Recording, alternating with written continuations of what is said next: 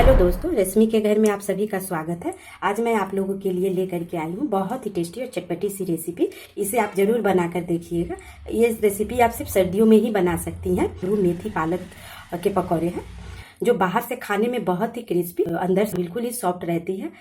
तो चलिए इस रेसिपी को बनाना स्टार्ट करते हैं। चटपटी से इस पकौड़े को बनाने के लिए सबसे पहले आलू ले लेंगे। आलू आप छोटी वाली और नई वाली आलू लीजिएगा और इसे अच्छी तरह से साफ कर लीजिएगा।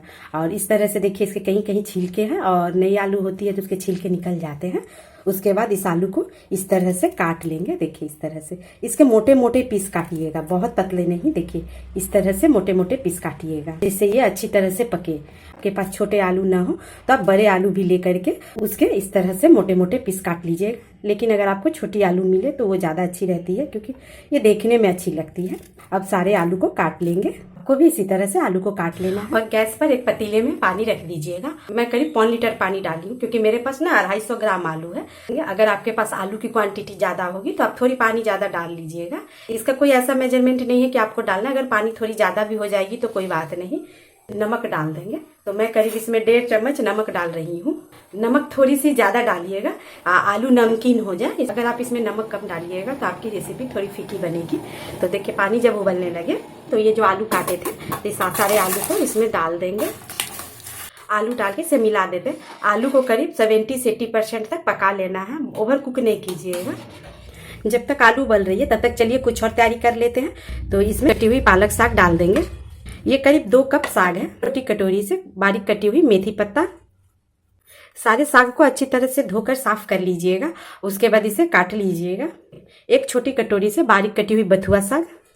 अगर मान लीजिए आपके पास इसमें से बथुआ साग नहीं हो तो आप इसे स्किप कर सकती हैं। पालक और मेथी के साग सकती हैं इस रेसिपी को, पर हाँ पालक की क्वांटिटी ज़्यादा रखिएगा, मेथी पत्ते की कम, क्योंकि मेथी थोड़ी कड़वी होती है ना, इसलिए।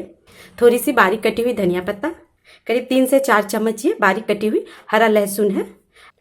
और इसमें आधी चम्मच नमक डाल देंगे और इन सारे साग को अच्छी तरह से मिला लेंगे।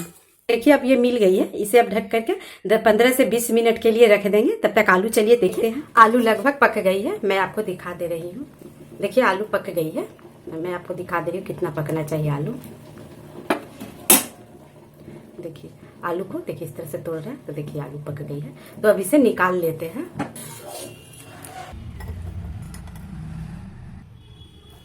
देखिए आलू निकाल लिए हैं। अब इसे ठंडा होने के लिए रख देंगे। आलू बहुत अच्छी तरह से ठंडी हो गई है। देखिए साग ऐसी है, इसमें नमक डाल दिए थे इसलिए साग गल करके थोड़ी सी हो गई है। तो अब इसी में ये आलू डाल देंगे। आलू डाल करके इसे हल्के हाथों से मिलाएंगे। बस हल्के हाथों से 1-2 बार इसे अलट पलट कर दीजिएगा। अब इसमें 2 से 3 बारीक कटी हुई हरी मिर्ची। इसमें मिर्ची की क्वांटिटी थोड़ी सी ज्यादा जाती है, पर मिर्ची आप अपने टेस्ट के अनुसार कम या ज्यादा कर सकती हैं। पर ये रेसिपी थोड़ी सी तीखी रहती है तो ज्यादा टेस्टी लगती है। 1 चम्मच कुटी हुई अदरक और लहसुन। अगर आप लहसुन नहीं खाती हैं तो लहसुन को स्किप कर दीजिएगा।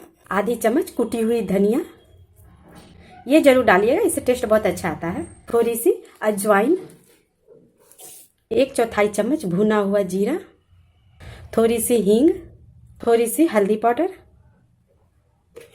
1 चम्मच कश्मीरी लाल मिर्च पाउडर। आप इसकी जगह अगर चाहे तो फूड कलर भी डाल सकती हैं। फिर मैं कलर लाने के लिए इसमें कश्मीरी लाल मिर्च पाउडर डाली हूँ, ये तीखी कम होती है। आधी चम्मच चाट मसाला। अगर आपके पास चाट मसाला ना हो तो आप आमचूर पाउडर भी डाल सकती हैं, या फिर आपके पास अनार के दाने हो तो उसे भी आप डाल सकती हैं। 1 चम्मच कुटी हुई काली मिर्च, 1 से 2 चम्मच बेसन। और बेसन को आप इस तरह से फैलाकर डालिएगा। एक बार में ज्यादा बेसन नहीं डालिएगा, नहीं तो फिर इसका टेस्ट खराब हो जाएगा।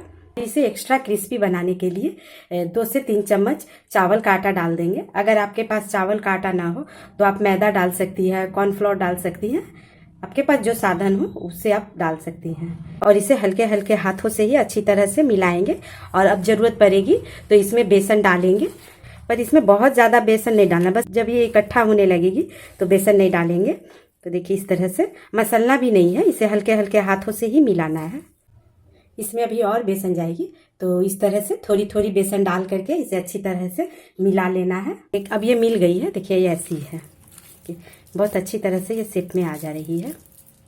देखिए अब आप इसे जिस शेप में चाहे फ्राई कर सकती हैं। अब इसे शेप देने के लिए एक कटोरी में इस तरह से तेल लगा लीजिएगा। आपको जितनी बड़ी बनानी हो उस तरह से आप इसे लेकर के इस तरह से इसे लेके इसमें डाल करके इसे हल्के हाथों से प्रेस कर दीजिएगा एक जैसा। देखिए इसे फिर वापस इस तरह से देखिए इस तरह से कीजिएगा। देखिए ये निकल गई है इस तरह से। देखिए इसके ऐसे शेप आ गए हैं और थोड़ी सी हाथों से इसे इस तरह से प्रेस कर दीजिए। तो इस तरह से कुछ बना लेते हैं। देखिए इस तरह से आप चाहे तो इस तरह से भी पकोड़े की तरह भी डाल करके बना सकती हैं। इस तरह से बना लिया और बाकी को भी मैं बना लूँगी और इसे इस तरह से बना करके थोड़ी देर हवा लगने दीजिएगा। तो देखिए ये सारे पकौड़े बन गए हैं। देखिए ये ऐसी है। तो चलिए अब इसे फ्राई करते हैं। गैस पे कढ़ाई रख देंगे, उसमें तेल डाल दीजिएगा। आप जो तेल खाती हैं वो रखिए डालिएगा। उसके बाद एक एक करके ये सारे पकौड़े को धीरे से डालिएगा, ये फैले नहीं। और गैस के फ्लेम को इस समय थोड़ी सी लो रखिएगा और तेल को मीडियम हीट रखिएगा और इस तरह से एक एक करके सारे पकौड़े को इसमें डाल देंगे। तो एक बार में जितनी कढ़ाई में आएगी उतना ही डालिएगा और इसे अच्छी तरह से पहले पकने देंगे। हल्के हाथों से इस तरह से उठा लीजिएगा जिससे ये टूटेगी नहीं और फैलेगी भी नहीं। देखिए ये आपके कढ़ाई में बिल्कुल ही नहीं फैलेगी।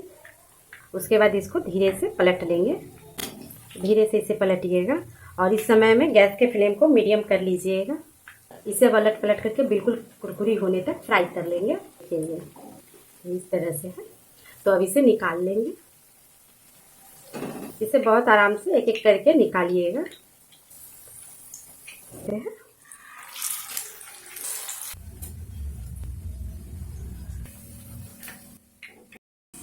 देखिए मैं आपको एक पकौड़ा तोड़ करके भी दिखा दे रही हूँ कितनी अच्छी बनी है। ये अंदर से बिल्कुल ऑयली नहीं होती है। देखिए बाहर से बहुत ही क्रिस्पी और अंदर से बिल्कुल सॉफ्ट होती है। और इसे आप शाम के समय में चाय के साथ या फिर कोई गेस्ट आ जाए या कुछ भी चटपटा खाने का मन करे तो ज़रूर इसे बना करके देखिएगा।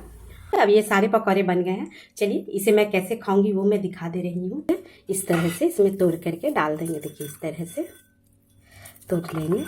अगर आप मूली पसंद करते हैं तो थोड़ी सी मूली डाल दीजिएगा इस पर। थोड़ी सी इमली की खट्टी मीठी चटनी और थोड़ी सी हरी चटनी। अब इसके साथ इस पकौड़े को खा करके देखिएगा, आपको बहुत टेस्टी लगेगी और ये खाने में भी बहुत यम्मी लगती है। अगर आपको मेरा वीडियो बनाने का तरीका थोड़ी सी भी पसंद आई होगी तो आप अपना एक प्यारा सा कमेंट और एक लाइक कर दीजिएगा। तो ठीक है, फिर मैं आपसे मिलूंगी किसी एक नई वीडियो में एक नई रेसिपी के साथ।